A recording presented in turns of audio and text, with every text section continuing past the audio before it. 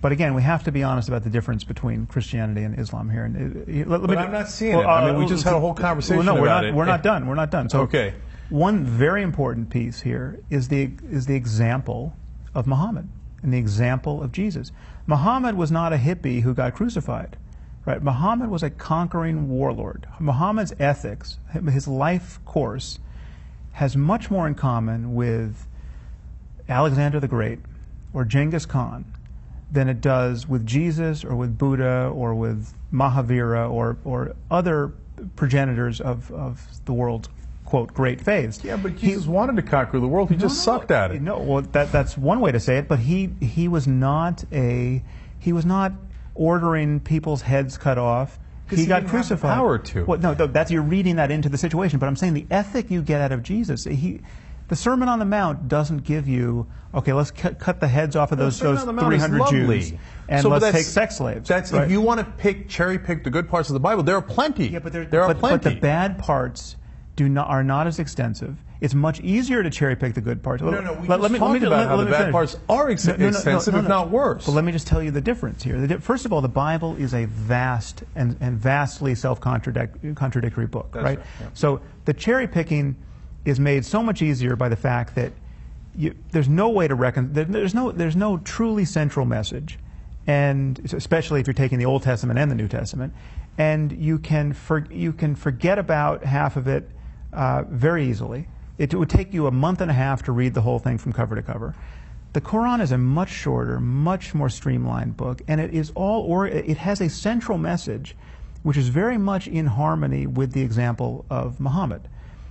It is not the central message of the Quran, arguably, certainly a central message, is you should spread this one true faith to the ends of the earth, and you spread this by conquest, not conversation. It is convert or die, or if you happen to be a person of the book, you can live as a dhimmi.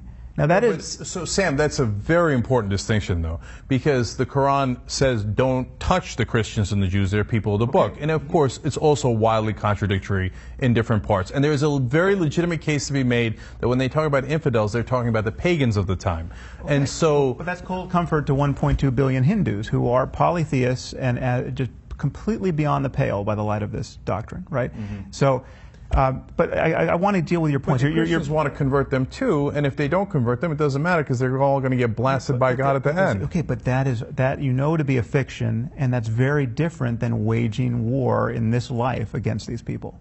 Okay, the Yazidis are not being killed by the Iraqi Christians, right? And there's a reason for that. But then when you get into the real world, Sam, instead of the hypothetical world of the doctrines, right?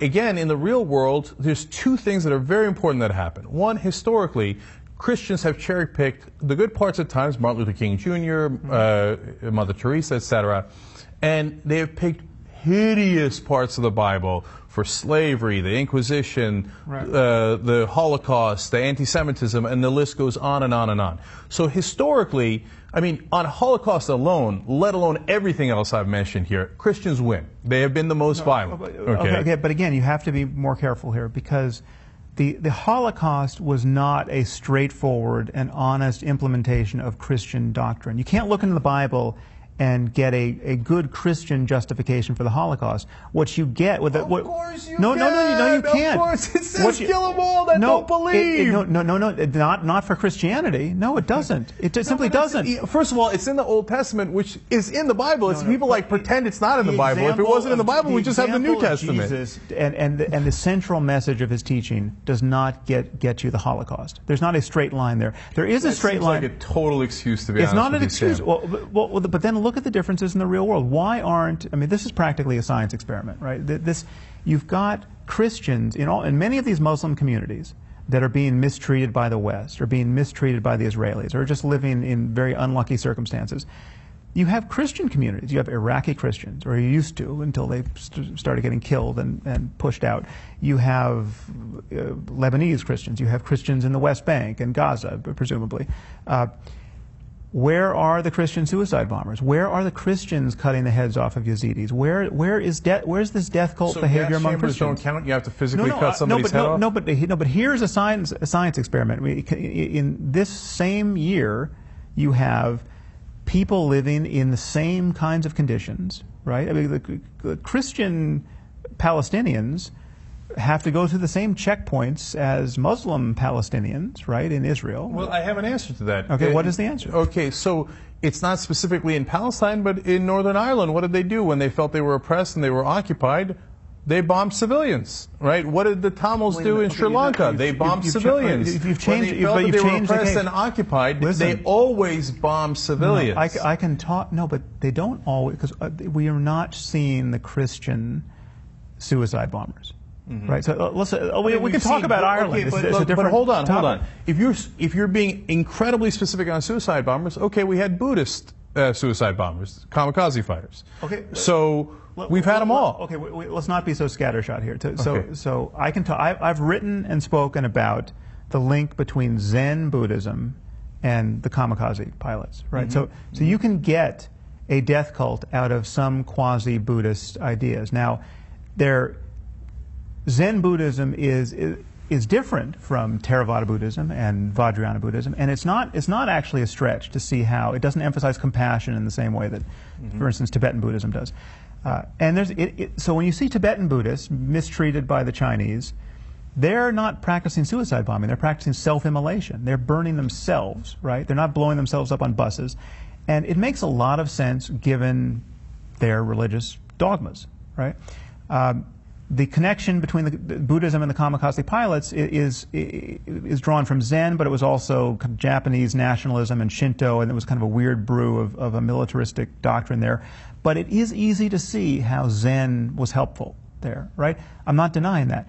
But again, we have to be honest about the degrees of remove from a very clear doctrine and behavior. So, this goes to the heart of the issue. This goes to the heart of it. Go ahead. So it's easy to see how we could make the Quran worse, right?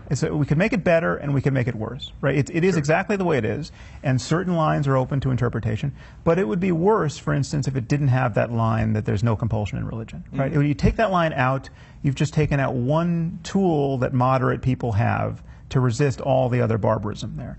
And it's easy to see how it could be worse. It could be on the bottom of every page. It could say, oh, and by the way, don't forget, you have to kill those homosexuals, right? On every page, it could reiterate that.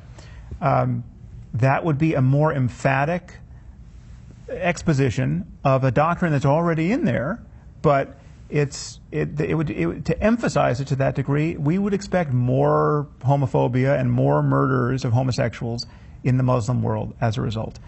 And if there was a single page in there that said, listen, guys, homosexuality is a totally natural byproduct of evolution. It is love between a man and a woman is just as legitimate. There's no problem here. You should just honor it. If that doctrine were in there, it would be, you wouldn't find a hatred of homosexuals. So and we've been over this. What you're saying is that the doctrine matters. It really matters. But Sam, I don't disagree with that. Okay, so you had Reza Aslan on here for an hour saying that the doctrine doesn't matter because it's all about... No, I don't. But I don't agree with Reza. And I said throughout that I don't agree with Reza. Reza talks about how the truth is something that was a concept that came up a couple 100 years ago.